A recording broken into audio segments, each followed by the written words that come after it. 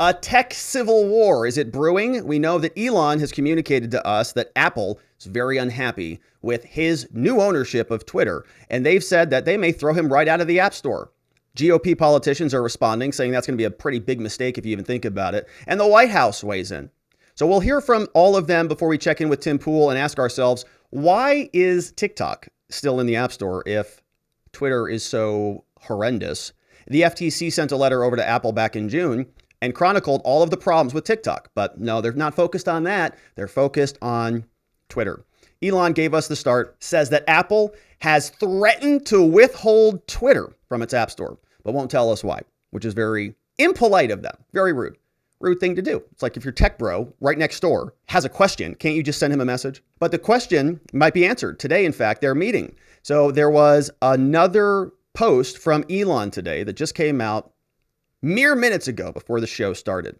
He says, "Thanks, Tim Cook, for taking me around Apple's beautiful headquarters." Posted this November 30th, 1:30 p.m. Already got 3.8 million views. People are wanting to see the nice playtime between these two tech CEOs. And it looks nice out there. That's Apple's campus, a big pond, probably for reflecting, which is what they do. So you can see that's over there from Elon. Now, the New York Times gives us some backstory on this. And so let's jump over there and see what they have summarized for us. They say that Elon takes on Apple, setting up a clash. In a series of tweets on Monday, Musk accused Apple of trying to pull Twitter from its App Store. He said, "What's going on here, Tim Cook?" Tweeted on Monday. Now they're meeting. In a series of tweets over 15 minutes, Musk, the new owner of Twitter, said that they're trying to nuke him out of the App Store. He also said Apple has stopped advertising on Twitter. Do they hate free speech in America? Yes, they do. And elsewhere. They hate free speech also in China and other parts of the world. They have no interest in it at all. With his tweets, Musk set the stage for a power struggle. He bought Twitter for $44 billion. Business plan is shifting a bunch of things around. But Musk and Apple did not respond to requests from comments. Apple has increasingly faced backlash from app developers for its App Store policies, become a prime gateway for billions of iPhone users. Apple collects billions in fees. They collected $22 billion, and they've been sued. We haven't really talked much about these lawsuits, but you know, the problem with this is that if you have all of these tech platforms that really have such a stranglehold on the ecosystem, almost all dollars in this space trickle up to them. Right? Everything sort of finishes with Apple. If you want to create a video game, if you want to launch a new app, if you want to launch a new business, if you want to do marketing for your company, right? You say, hey, I want to start a pool cleaning company, right? I used to clean pools before I went to law school. It would be, well, I'd have to do some marketing, maybe make some YouTube videos, maybe advertise on some pay-per-click or something. Where does all that money go? It's going to basically a couple companies, either Google, Facebook, Amazon, or Apple, right? They're all taking their cut. And Elon is saying, how about we just do a little something different? And so all of them, right, are going to suddenly brace for impact, make sure that they can collude, to use their own language, against the free speech alternative. And they did the same thing with Parler. They nuked that out of the App Store. And we were here live. We watched that happen in real time. I mean, do you remember the domino effect that happened like that day? It was crazy. Amazon pulled their web servers, right? They were debanked from everything. Twitter nuked them, right? All of it. I think it was actually simultaneously, like Twitter re-signed a deal with Amazon the same day that Parler got nuked, or like in the same week, right? It was right back to back. So you can just see all these bros are high-fiving each other. Perfect. Parler, one of our chief competitors, is now out because they all just high-five each other everywhere they go in a big, disgusting, incestuous relationship. So now they are meeting, evidently. We'll see what comes out of it. But it would be a big deal. It would be a really catastrophic blow to Elon, and he knows that, which is why he's a little bit, hitting the panic button on this and banging the table to demand that, to encourage the public to demand that Apple don't do this, right? Does something differently, not so stupid. But it is heating up. Now, the Republicans are coming out on this swinging. We've got Ron DeSantis, who has said that if this is something that happens, there's going to be big trouble. And you remember Ron DeSantis, right? He had already taken it to some of the big corporations out there, including Disney. And it seems like maybe they are actually retreating on this. This is Ron DeSantis commenting very concerning. And then when you also hear reports that Apple is I forgot what he was going to say. So we'll just leave it at that. Threatening to remove Twitter from the App Store because Elon Musk is actually opening it up for free speech and is restoring a lot of accounts that were unfairly and illegitimately suspended for putting out accurate information about COVID. That's like one of the main things that's being reinstated. So many things these experts were wrong at, and you had people on Twitter that were calling that out. And Twitter, the old regime in Twitter, their response was to try to just suffocate the dissent. And Elon Musk knows that's not a winning formula, and so he's providing free speech. And so if Apple responds to that by nuking them from the App Store, I think that would be a huge mistake. Yes. And it would be a really raw exercise of monopolistic power that I think would merit a response from the United States Congress. And so, yes, and that response is coming in. We're going to take a look at this from Josh Hawley and Tom Cotton, two senators who are saying this is going to be a big problem if they even think about it. Don't be a vassal of the CCP on one hand and then use your corporate power in the United States on the other to suffocate Americans and try to suppress their right to express themselves. Yeah, but Ron, it's not really that different, right? It's the same thing. It's the same outcome, either way you look. In China, they are working with the CCP directly, openly, obviously, to censor their citizens. In the United States, they're essentially doing the same thing. They're just not doing it openly, right? They're doing it surreptitiously. They're doing it nakedly. Or not nakedly. They're covering themselves up in the dark of night to pass this stuff or to make these efforts fruitful. But Ron DeSantis says that maybe Congress should go investigate them. And in fact, Congress is already springing into action. Josh Hawley sent a letter over to Apple and said, hey, we have some pretty big issues that we need to talk about. Let's take a look at what he said. November 29th, from the United States Senate, Senator Josh Hawley sends a letter to Mr. Tim Cook, CEO of Apple. 1 Apple Parkway, Cupertino, which is maybe where Elon was today. Senator Hawley says, Dear Mr. Cook, aka Tim Apple, I write regarding Apple's ongoing collaboration with the totalitarian Chinese government. Your continued dependency on Chinese labor. We watched many of those videos where the workers were protesting, rioting, trying to get out of their confined COVID labor slave camp. Your continued dependency, Apple, on Chinese labor not only undermines the interests of American economy and its workers, could bring those jobs here, but has once again led your company to crack down on speech at the Chinese Communist Party's behest. Apple's activities in China are unconscionable and present substantial material risks to your stakeholders. I urge you, Tim Apple, to take meaningful steps to end operations in China and to reshore production to the United States. Ooh, so bring all of those manufacturing facilities, all of those jobs back to the United States. What would that do to the supply chain? What would that do to the cost of the iPhones, right? What would that do to the entire production? Would they be able to do that even? Since the COVID pandemic began, says Hawley, the Chinese Communist Party has subjected the Chinese people to draconian public health measures. And during the past week, dissatisfaction with the nation's so-called zero COVID policy came to a head. From Beijing to Shanghai to Urumqi, citizens took to the streets to protest and voice their dissent.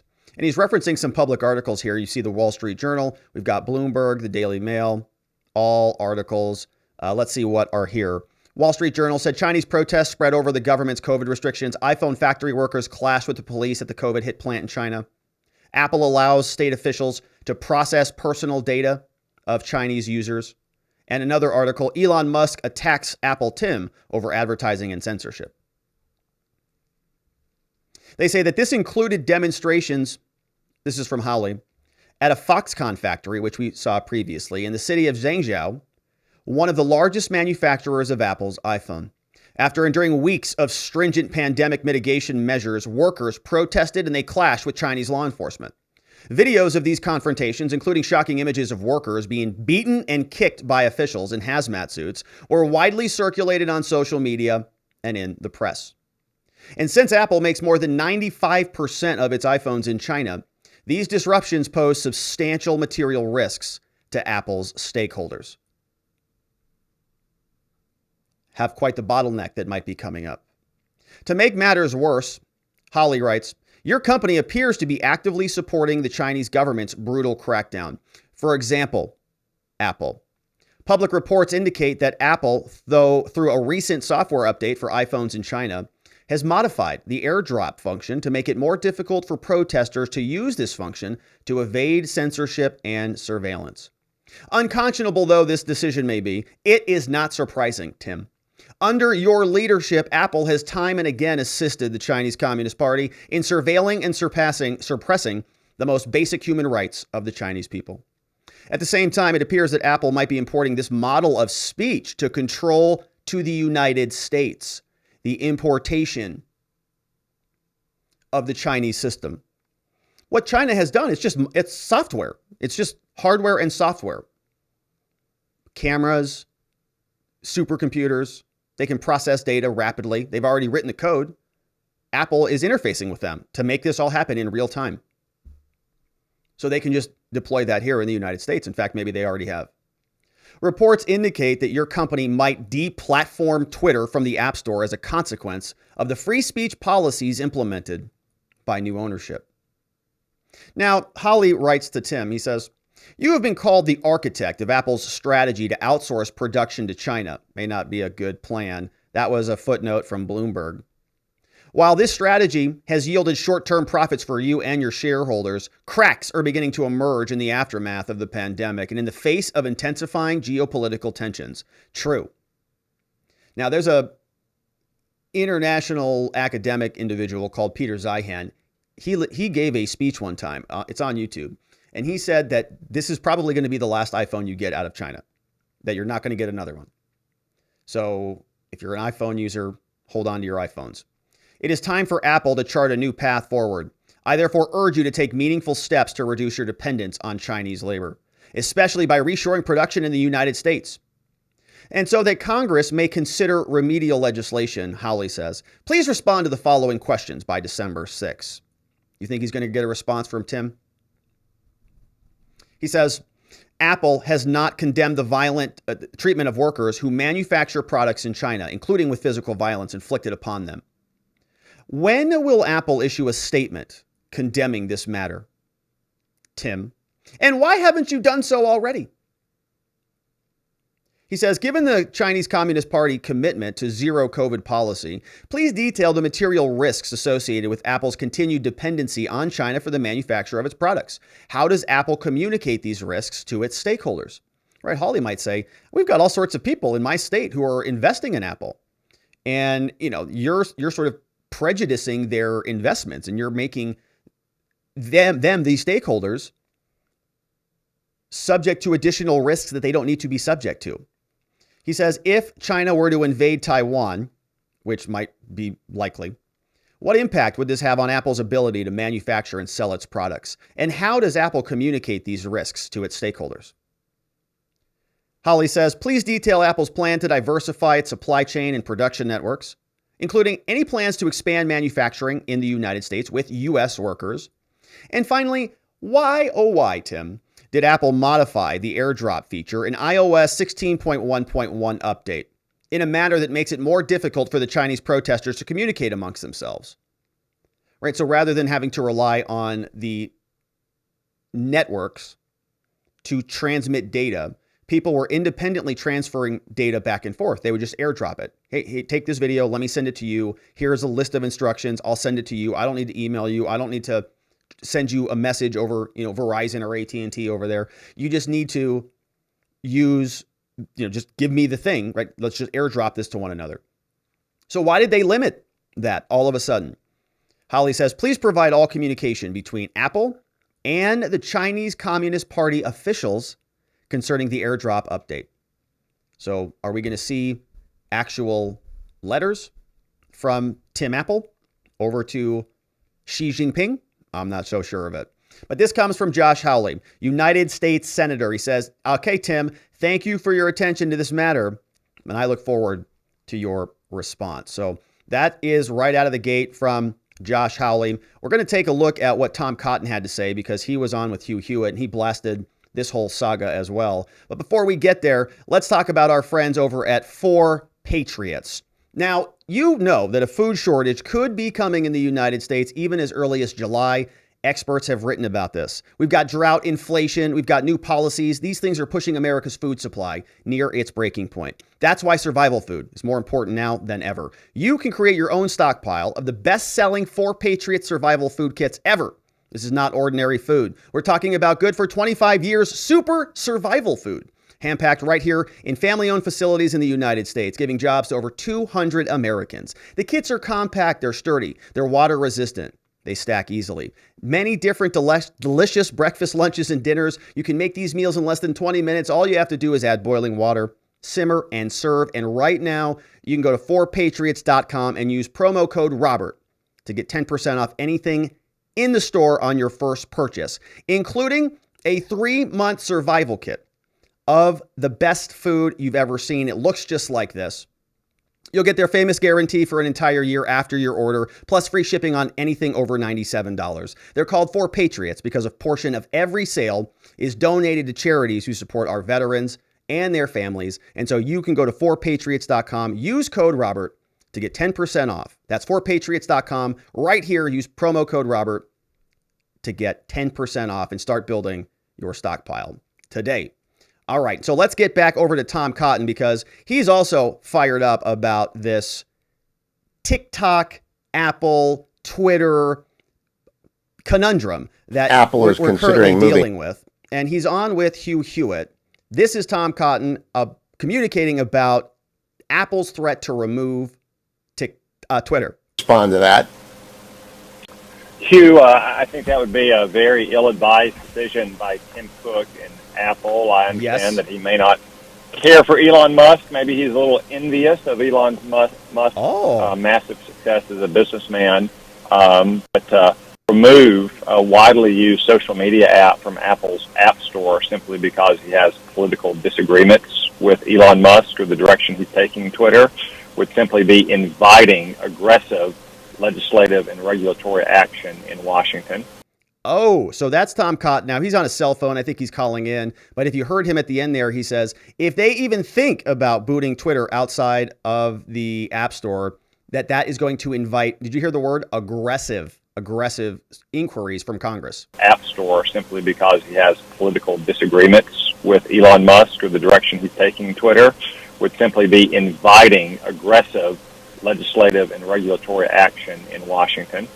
Woo. All right. So Congress would be very upset about that, and rightfully so, because, of course, it is something that feels exactly like monopolistic tendencies. It is the cool kids in the club trying to kick out the bad kids in the club, and that's not appropriate under many different laws in the United States, which, of course, I'm sure Congress will dig up and shove down Apple's gullet if they have the opportunity to do so. Over in the White House, we've got Karine Jean-Pierre. Now, we haven't heard from Biden yet really on any of this stuff, so they keep sending out Karine to give us an explanation as to what he thinks about it all. This is Karine Jean-Pierre being asked by Peter Doocy from Fox News about the censorship, the potential excommunication of Twitter out of Apple's App Store. When you say that you're going to be monitoring some of the speech on there, if you see something that you don't like, would you try to shut Twitter down? So look, when you talk about monitoring, it is, I hate to break it to you, Peter, just like everybody else, we very much monitor the news. We pay close attention to everything that you all are reporting, and Twitter's in the news a lot. And so that's what we're paying attention to. We're paying attention to what is in the news and what is being reported on the misinformation that's out there. Let's not forget there's groups like NAACP, the Anti-Defamation League, and the public health leaders have been very vocal about their concerns as well. So yes, we are reading what you all are writing and looking at what you all are reporting about the misinformation that is out there. But, I would hope that all Americans, including social media companies, civil rights organizations I just laid out, including Fox as well, will agree that we need to, call out hate speech and misinformation. Oh, man, it took her really a couple extra seconds to squeeze that one out, that we all have to call out hate speech and misinformation. No, we don't have to agree with your stupid premise on what those things are, because you say that hate speech is virtually everything and misinformation has been proven in many cases to be real. So, no, we're not going to agree with you. Nobody's going to agree with you, Karine. So the question is really about Twitter, and you say that you're monitoring it in this whole situation. Well, the reason why Ducey might be a little bit skeptical about your basis for doing that is because the president had said previously that Elon Musk was worth being looked into. For what? There's no basis for that at all. Why was that something that he said? Well, it's because they're losing control of their golden goose, the thing that brought them unfettered coverage in whatever narrative they wanted, right? They just flipped a switch and boom, it hit Twitter. Every journalist gobbled it up, and it was copy and paste journalism. We used to make fun of them for this. It was like articles are just copied and pasted, literally, from one website to the other. And they wouldn't even show you the primary source documents, right? At least here, we pull up the documents on the screen. They don't even include the documents. They just summarize what's in the document in a paragraph, and they add in a bunch of their opinion to that article, and then they all just copy and paste it across the internet. Well, Elon has broken that cycle. Now they don't get to do that, or they do get to post their garbage, but now people get to respond to it. And so if you're monitoring that, the question is, what are you looking for? And she says, no, we're just looking for this stuff like it's like I'm just browsing, Ducey. No, we're just browsing it. It's not like the FBI is monitoring this or tracking anything, or it's not like they're trying to gobble up a homegrown domestic violence extremism narrative or whatever, any of the other things that they've told us about. No, it's just benign, bland, observational monitoring. But regardless, we should be able to disavow hate speech and misinformation. Well, we don't agree with your premise on any of that stuff. So this is Karine now. Ducey sends in a zinger towards Karine. He says, okay, Karine, if it's such a white nationalist racist organization, why do you still have your Twitter account? And when are you deleting it? When are you guys going to delete the White House Twitter account? Why would we do that? Well, you're saying that you're keeping an eye on Twitter because it might not be a suitable platform. So why use it?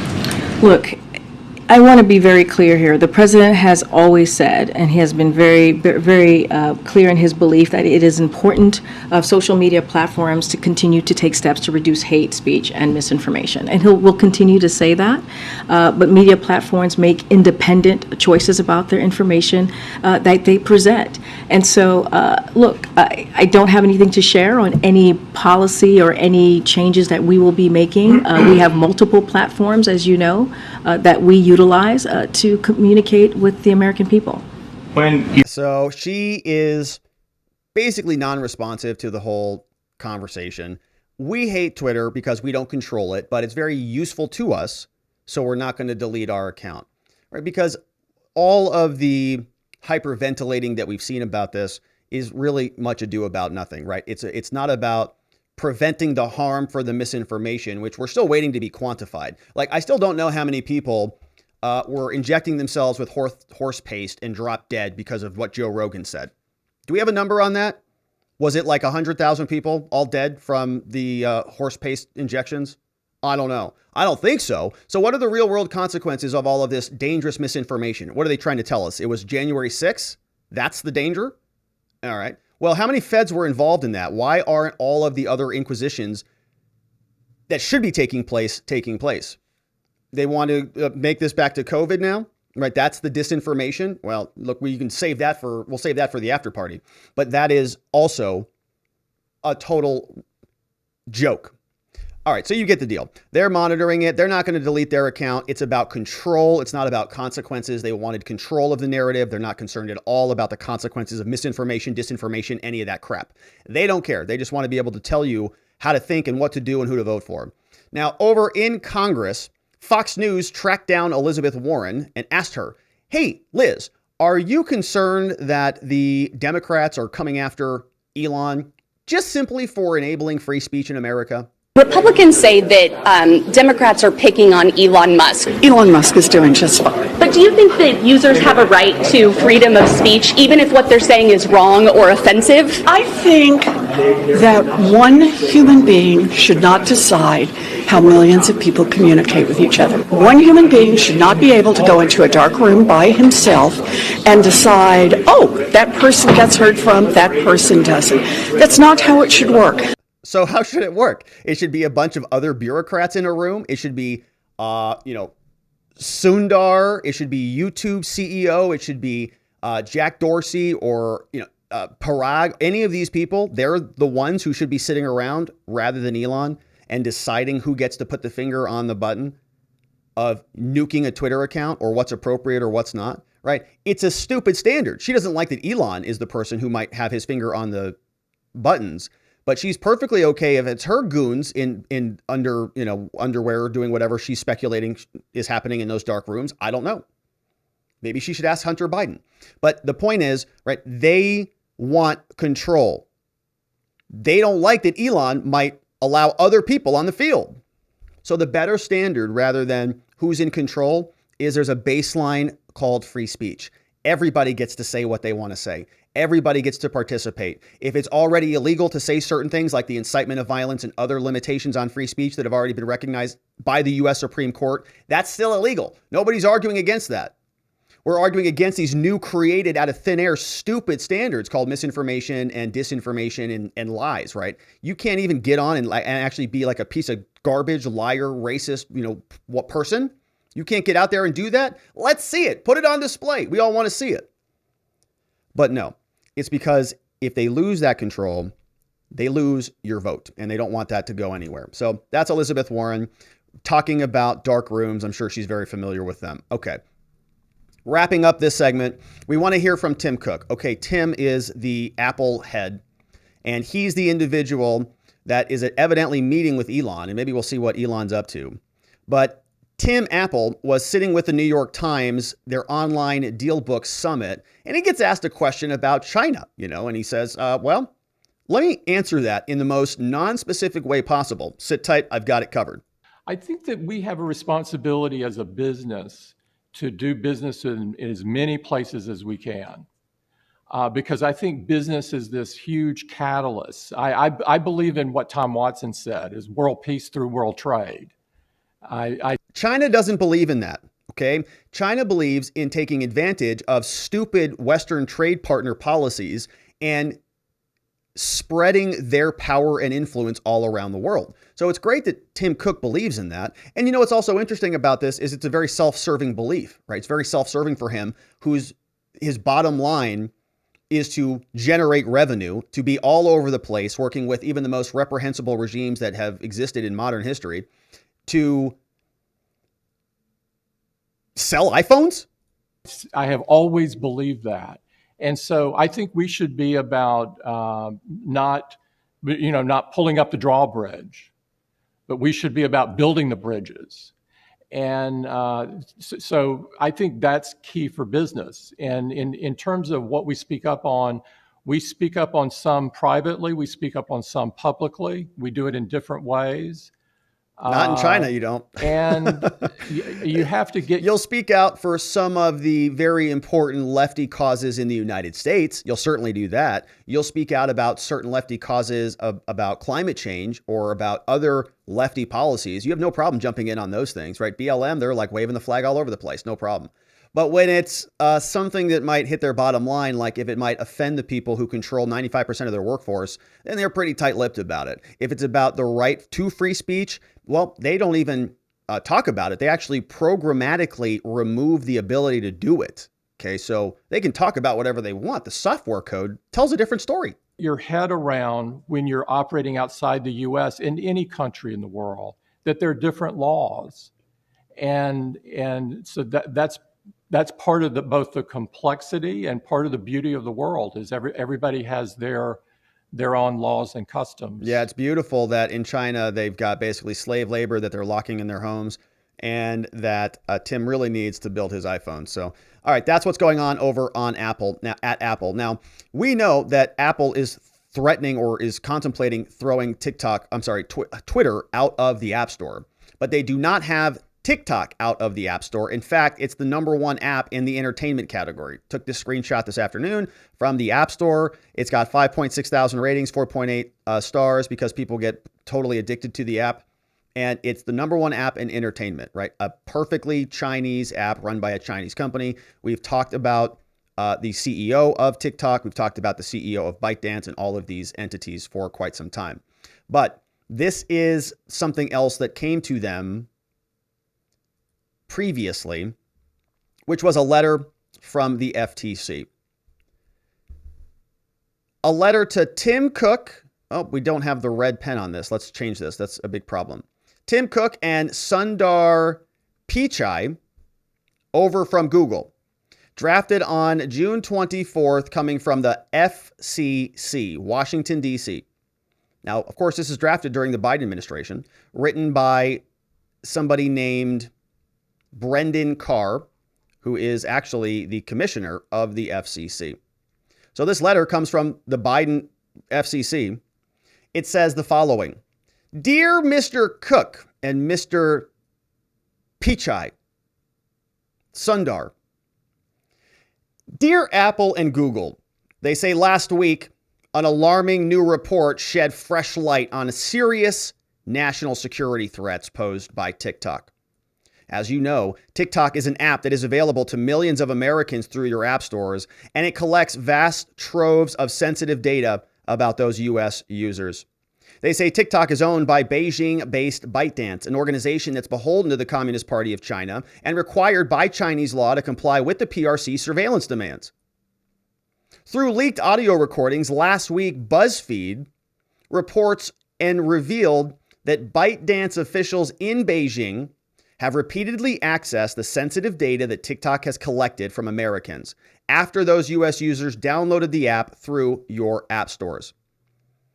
Tim Apple, Google Sundar, they don't even, perfect, that's great. How many billions of people are on it? Perfect.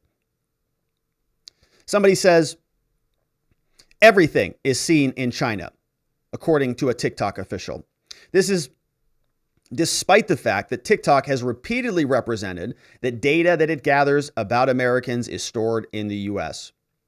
The FCC writes, they say, I am writing the two of you because Apple and Google hold themselves out as operating app stores that are safe and trusted places to discover and download new apps. Nonetheless, Apple and Google have reviewed and approved TikTok for inclusion in your respective app stores. Indeed, statistics show that TikTok has been downloaded from the U.S. Apple App Store and Google Play Store nearly 19 million times in the first quarter of this year alone. It's clear that TikTok poses an unacceptable national security risk due to its extensive data harvesting being combined with Beijing's apparently unchecked access to the sensitive data. But it's also clear that TikTok's pattern of conduct and misrepresentations about the unfettered access to the persons in Beijing having access to this sensitive U.S. data, just some of which is detailed below, it puts it out of compliance with policies that both of your companies require every app to adhere to as a condition of remaining available on your store. Therefore, I'm requesting that you apply the plain text of your App Store policies to TikTok and remove it from your store for failure to abide by those terms. They're saying your policies already demand that you remove national security, garbage, spyware, hacking type applications. You are making an exception for TikTok. We are asking you to just apply the rules as they're written. FCC says, TikTok is not what it appears to be on the surface. Right? This is from the FCC. This is not from some, right-wing blog or something. The FCC, the Federal Communications Commission, June 24th, not even a Trump FCC, says TikTok is not what it appears to be at its surface. It's not just an app for sharing funny videos or memes. That's sheep's clothing. At its core, TikTok functions as a sophisticated surveillance tool that harvests extensive amounts of personal and sensitive data. Indeed, TikTok collects everything from search and browsing histories to keystroke patterns and biometric identifiers, including face prints, which researchers have said might be used in unrelated facial recognition technology and voice prints. They've got it all. It collects location data as well as draft messages and metadata. It collects the text, the images, and the videos that are stored on the device's clipboard. Anything you copied, even if you didn't put it into the app, it gets. The list of personal and sensitive data it collects goes on from there. This should come as no surprise, however. Within its own borders, the PRC has developed some of the most invasive and omnipresent surveillance capabilities in the world to maintain authoritarian control. Last week's news report only adds to the overwhelming body of evidence that TikTok presents a serious national security threat. And as relevant to this letter, it also underscores TikTok's failure to comply with the data security requirements in your stores, Google and Apple. Some of the concerning evidence that we found is as follows. First, in August 2022, TikTok circumvented a privacy safeguard in Google's Android operating system to obtain data that allowed it to track users online. Okay? TikTok circumvented a privacy safeguard in Google to get more data than they should have gotten. And Google's just like, that's okay. It's a very popular app and the kids love it. In March 2022, researchers discovered that TikTok, through its App Store and the Apple Store, was accessing users' most sensitive data, including passwords, cryptocurrency wallet addresses, and personal messages, all going over to China. In 2021, TikTok agreed to pay $92 million to settle lawsuits, said that they clandestinely vacuumed up and transferred servers data over to servers in China, stuff that could be both private and personally identifiable, digital locations of U.S. users now and in the future. So, I mean, you got to imagine, I mean, the vulnerability, they might know. Think about if U.S. government employees are using TikTok, right? I mean, maybe they're using it on a personal phone or whatever. They're carrying it around with them. This thing could be scanning their faces, tracking their everyday movements, where they're going in and out and all this stuff. It's absolutely nuts. The BuzzFeed news investigation identified, quote, a master admin. This person's located in Beijing, has access to everything. It's like God mode for TikTok, despite their claims about storing the data in the United States. In March, a report included current and former TikTok employees stating in interviews that TikTok delegates key decisions to ByteDance officials in Beijing. They've got a .cn domain. Earlier, 2019, TikTok paid $5.7 million to the FTC for illegally collecting personal data on children under the age of 13. Parents, if you've got TikTok and your kids are using this stuff, be extra cautious. Just delete it, actually, is the better advice, not legal advice. But this is horrendous, right? In India, the world's largest democracy, they've already banned TikTok on national security grounds. Gone from the entire company. For stealing and surreptitiously transmitting user data, our stupid officials in the United States can't figure this one out. They figured it out in India. Multiple U.S. military branches have banned TikTok, including the Navy, Army, Air Force, Coast Guard, and Marine Corps. U.S. government officials have also urged troops and their dependents to erase the app from their phones. U.S. national security agencies have similarly banned TikTok from official devices, including the DoD, DHS, and TSA. No TikTok, but I'm sure they're still using it. RNC and DNC have warned because it's in the App Store. They're still using it. They just go download it.